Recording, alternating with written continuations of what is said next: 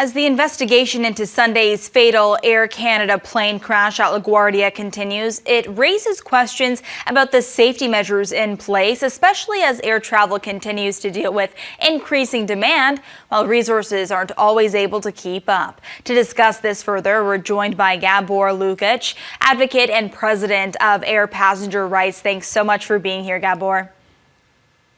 It's great to be with you. Now, you've spent decades fighting for the safety and security of air passengers. Your initial reaction when you heard the news of this recent crash? I'm profoundly shocked and struck with grief for the injury to passengers and the loss of the lives of crew members, pilots.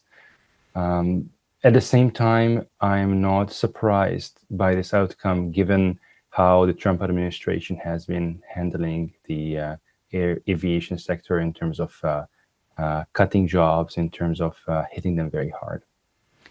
And let's get a little bit more into that. When we discuss resources in the air travel industry, the cost of airfare continues to increase. But according to data from the Aviation Safety Network, aviation fatalities hit a 7-year high in 2025.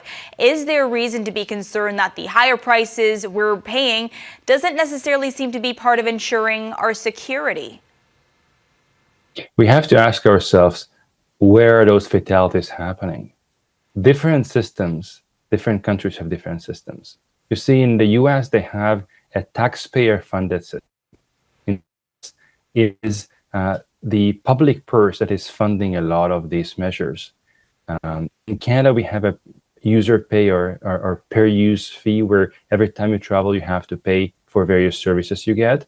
That is a different model. I would not draw conclusions about the risk in the Canadian system from what we see in other countries, especially the US. On the contrary, this perhaps should be a warning sign that, as convenient as it may be for the airlines to have a taxpayer-funded system, that means that when the government decides to make cuts, security will suffer regardless of prices, because the cost of air traffic controllers, the cost of the safety measures is not coming directly from the passengers, but it's coming from the central budget. And that does kind of lead me into this next question, Gabor. 2023 saw a record number of close calls on runways at U.S. airports, the highest number in a decade. In your opinion, how can regulatory bodies kind of work together in order to prevent more incidents like these? And with whom does this burden of responsibility lie on? I'm not sure if it is a question of regulatory bodies working together. Air traffic control and the runway control is an airport FAA type of responsibility. In Canada, similar things happen. They call it NAV Canada. And let's focus on the US, because this seems to be primarily a US problem for the time being, fortunately. I would say that they need to have more controllers, more training, and better working conditions for the air traffic controllers. This is a very high demand job where one mistake is one mistake too many. We cannot afford that. The fact that there are these type of mistakes happening, it may be a strong indication that there may be inadequacies in the number of hours, the number of backups that the air traffic controllers have, their workload, their training, how much time off they get, how often they get time off.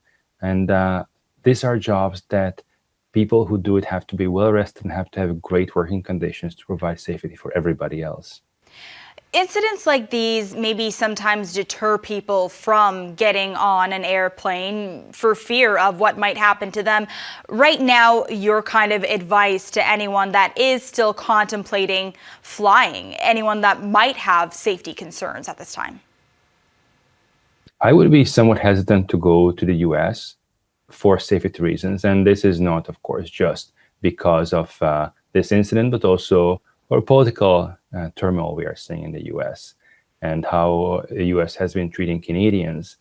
But in terms of flying in Canada, it is not going to deter me from flying tomorrow. All right, we'll leave it there for today. Gabor Lukács, President of Air Passenger Rights, we appreciate your expertise on this and your opinion on this. Thanks so much again. Thank you very much for having me.